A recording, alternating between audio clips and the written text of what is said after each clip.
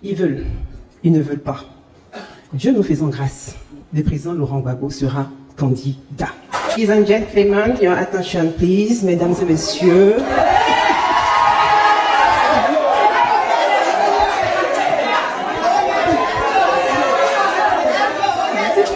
Mesdames et messieurs, mesdames et messieurs, votre attention, s'il vous plaît. Je voudrais commencer mon allocution par une vidéo. Vous n'allez pas trop apprécier, mais ce n'est pas grave. Attrapez votre cœur, comme on le dit chez nous. Nous allons suivre ensemble une déclaration du président de la CEI, M. Coulibaly Kuilière. Est-ce que la régie peut nous mettre la première vidéo ? D'une décision de justice, une décision qui justifierait le retrait du président, le retrait de ses droits civils et politiques. Est-ce que vous l'avez vu, vous, Monsieur le Président? Est-ce que vos yeux l'ont vu? Parce que vous dites que le nom du président était juste inscrit sur la liste électorale. C'est seulement ça qui justifie, vous venez de le dire. Mais est-ce que cette décision quand même, parce qu'on entend dire qu'elle n'existe pas et tout ça, est-ce que vous, CEI, Commission électorale indépendante, vous pouvez nous dire ce soir que vous l'avez vu et que cette décision, elle est bel et bien sur la place? Alors, cette question nécessite de ma part deux réponses. Légalement parlant, je ne suis pas tenu de l'avoir, cette décision. Parce que, jusqu'à preuve du contraire, la correspondance du ministère de la Justice attestant des personnes déchues de leurs droits civils et politiques fait foi. Donc pour moi, je n'ai pas besoin de voir la décision. Et pendant que nous y sommes, lorsque le ministère de l'Intérieur me donne la liste des personnes décédées, je vais demander à ce qu'on m'amène des dépouilles chaudes pour l'attester? Non, ce n'est pas comme ça que ça se fait. En plus de cela, j'ai bel et bien vu cette décision. C'est pour cette raison que nous prenons toujours soin, autant que faire se peut, quand on constate qu'il y a des contestations qui peuvent venir de part et d'autre, pour nous assurer de ce que cette décision existe bel et bien et qu'elle est devenue définitive. Donc, je dis, non seulement je ne suis pas tenu légalement de voir la décision parce que la correspondance de monsieur le garde des Sceaux fait foi jusqu'à inscription de faux, mais en plus de cela, j'ai vu la décision. Voilà, elle est devenue définitive.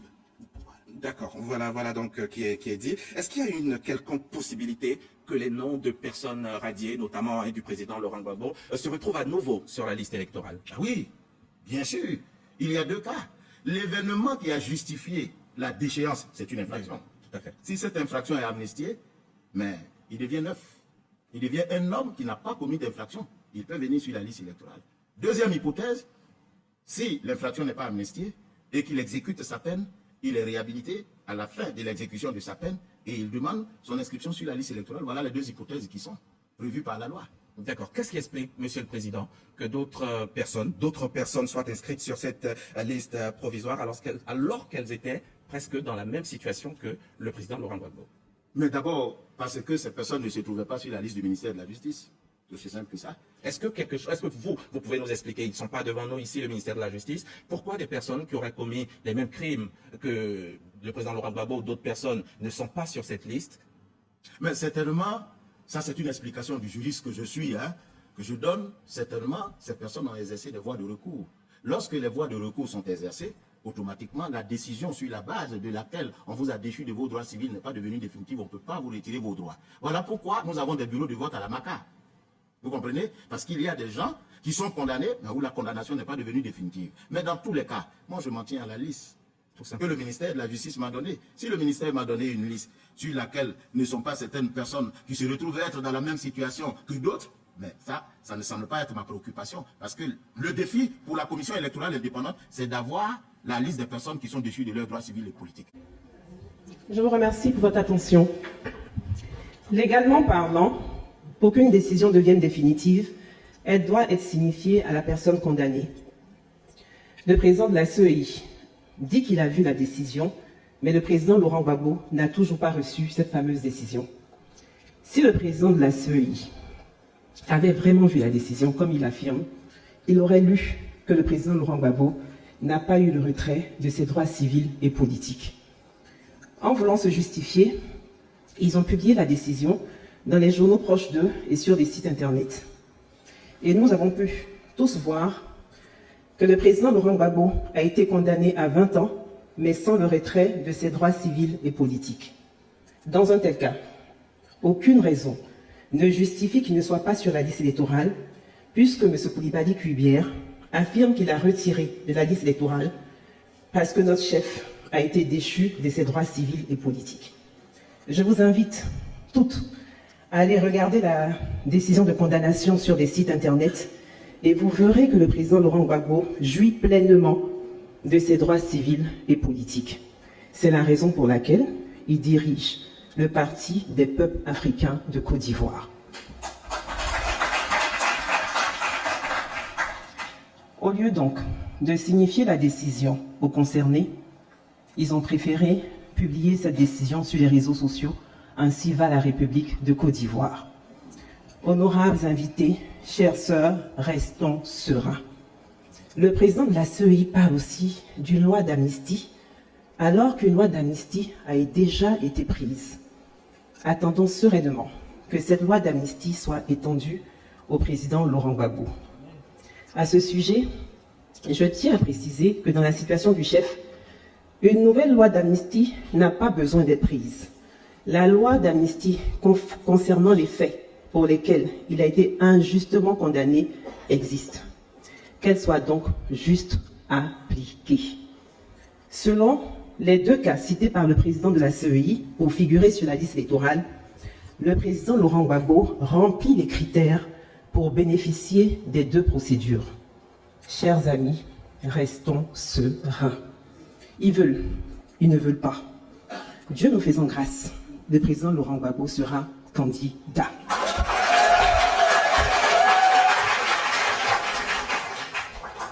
Pourquoi sera-t-il candidat? Je vais encore vous soumettre à cet exercice déplaisant. Réécoutons encore M. Koulibaly Cuillère. Est-ce que la régie peut mettre la vidéo numéro 2? L'article 31 de la Cour africaine, donc, il stipule que quand l'État ne s'exécute pas, il y a d'ailleurs un rapport qui est fait en particulier des cas où l'État n'aura pas exécuté la décision de la Cour. Oui, alors quand, en fait, il n'y a pas de moyen de coercition vis-à-vis de l'État. Tout à fait. Alors quand c'est comme ça, l'article 31 du protocole dit que lorsque l'État qui est condamné ne s'exécute pas, la Cour africaine dresse un rapport au chef qu'on appelle la conférence des chefs d'État. Alors voyez-vous, M. Diaby, l'affaire cesse d'être juridique pour devenir politique. C'est ça que j'ai dit aux uns et aux autres. Donc cette situation peut être réglée de façon politique. Mais c'est pour cette raison que la Cour, face à son impuissance en ce qui concerne l'exécution de la décision qu'elle a rendue, se rend compte aux chefs d'État qui l'ont créée pour dire, bon, voilà la situation. Et les chefs d'État, politiquement, vont régler cette situation. Le problème du président Laurent Gbagbo n'est donc pas juridique. C'est un problème politique et qui va se résoudre politiquement, si et seulement si nous nous montrons déterminés. Nous ne devons rien attendre de nos adversaires et nous ne devons rien céder à l'adversaire. L'adversaire élabore des stratégies. Une de leurs stratégies est de nous pousser à nous focaliser sur la présence ou non du nom du président Laurent Gbagbo sur la liste électorale. Bientôt, ils seront capables de ne pas faire apparaître son nom sur la liste définitive, afin de vous briser moralement, alors que le défi pour nous n'est pas qu'il soit présent que sur la liste électorale. Le président Laurent Gbagbo a été de tout temps sur la liste électorale. Son nom est déjà dans les fichiers de la CEI. Le défi pour nous est qu'il soit candidat et qu'il gagne. C'est en voulant l'empêcher d'être candidat en 2020 qu'une loi a été inventée, et de manière grossière, pour dire que pour être candidat, il faut être électeur. Et qu'un électeur se définit par sa présence sur la liste électorale. Ils ont réussi ce subterfuge en 2020 parce que notre chef n'était pas sur le territoire ivoirien. 2020 n'est pas 2025. Parce qu'en cette année 2025, notre chef est en Côte d'Ivoire. À tout moment, quand ils seront contraints de faire apparaître son nom, et ils le seront par la grâce de Dieu, vous entendrez que le président Laurent Gbagbo est électeur. Mais est-ce que cela fait de lui un candidat éligible? Non et non. La présence du nom d'un individu sur la liste électorale est une des conditions d'éligibilité. Pour être candidat à l'élection présidentielle, il faut remplir un certain nombre de conditions que je ne citerai pas toutes. Celle qui nous réunit aujourd'hui est la condition concernant les parrainages. Le président Laurent Gbagbo sait que sa présence sur la liste électorale sera résolue. Mais si nous ne travaillons pas sur les autres conditions d'éligibilité, sa candidature pourrait être rejetée et cette fois-ci avec une raison valable. Ne vous laissez pas abuser ou décourager par les ruses de nos adversaires si le nom du président Laurent Gbagbo n'apparaît pas sur la liste définitive de ce mois de juin. Continuez à croire en notre victoire certaine et battez-vous pour réussir le parrainage.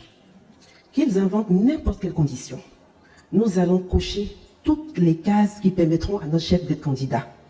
Seule notre détermination fera reculer l'adversaire. Le plus important pour nous, comme je l'ai dit tout à l'heure, est que le président Laurent Gbagbo soit non seulement candidat, mais aussi qu'il gagne. À ce sujet, je vais vous inviter à suivre une vidéo. Mais cette fois-ci, elle est plus agréable à entendre et à voir. Écoutons ensemble le président Laurent Gbagbo. La lutte que nous allons mener maintenant, après la convention, ce n'est pas une lutte pour inscrire Gbagbo sur la liste électorale. C'est une lutte pour gagner les élections présidentielles. C'est très important. C'est très important. Et je vais vous expliquer pourquoi c'est très important. L'inscription sur la liste électorale, c'est un acte administratif banal.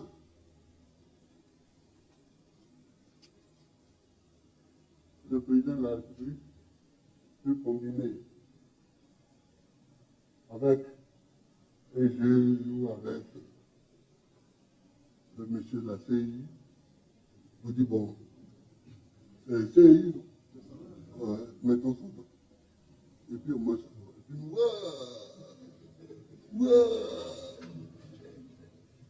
mais rien n'est fait. Parce que ce n'est pas là que se déclarent les candidats. Les candidats qui vont compétir, qui vont concourir, sont déclarés au Conseil constitutionnel un mois ou deux avant l'élection présidentielle. Donc, ton nom est sur la liste. Ton père ne est sur la liste. Si le Conseil constitutionnel leur a dit que tu n'es pas candidat et que tu vas pas aux élections, tu ne veux pas. C'est pourquoi il faut avoir en tête que ce n'est pas une bataille pour mettre le nom sur la liste. Si on met le nom sur la liste, c'est tant mieux. Ça nous fait des enjambées. En plus, nous aurons gagné. Mais le problème, c'est d'être candidat et de gagner les élections. Il faut dès à présent que nous prenions les dispositions d'être partout sur le terrain pour être avec le peuple de Côte d'Ivoire, comme nous savons si bien le faire, et gagner les élections. Donc c'est important ce que je veux dire, ce que je vous dis là. Mesdames et messieurs, est-ce qu'on peut être plus clair que ce que le président Laurent Gbagbo vient de dire? Non. C'est un message clair et très très clair. Nous n'avons pas affaire au président de la CEI. Nous aurons affaire à Madame Chantal Camara, présidente du Conseil constitutionnel. C'est le Conseil constitutionnel qui déclare qui est éligible et qui ne l'est pas.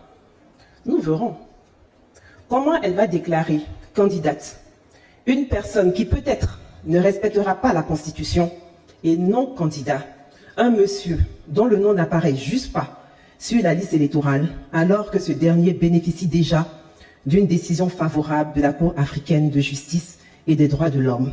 Que Dieu nous épargne des Ponce Pilate. Chers amis, chers camarades, chères sœurs, restons sereins. Nous vous avons invité, chers messagères, à travailler sur le parrainage de notre chef. Pour réussir le parrainage, vous devez être formés et bien formés dans le sens de cette rencontre. Merci infiniment d'avoir répondu à notre appel et merci d'aider le président Laurent Gbagbo dans son combat pour la démocratie et la liberté. N'attendez pas que notre adversaire nous fasse la passe, même si la politique est un jeu. Parlons de jeu, est-ce que vous connaissez le jeu Monopoly? Bon, je vais quand même envoyer le jeu et je vais vous dire, attendez, j'ai le jeu qui est là. Tout le monde connaît le jeu de Monopoly? Non, Piki, excuse-moi, tu vas ouvrir. Voilà. En fait, on fait le tour de tout ça. Mais je vais vous montrer un truc. En fait, ce jeu, vous avez des billets de banque dedans. Et puis, dans ce jeu, c'est le seul jeu où il y a la prison qui existe. Vous voyez, on peut partir en prison quand on joue ce jeu. Alors, je vous ai montré le jeu de Monopoly. Et je vais vous expliquer pourquoi. Si vous voulez comprendre le mode de gestion de nos adversaires, apprenez à jouer au Monopoly. Oui. Oui. Le but du jeu de Monopoly consiste à ruiner ses adversaires par des opérations immobilières et ainsi parvenir au monopole. Ce jeu symbolise le capitalisme. Le Monopoly, comme je l'ai dit, est le seul jeu de société où on part en prison. Et on n'en sort pas aussi facilement parce qu'il y a des règles pour en sortir.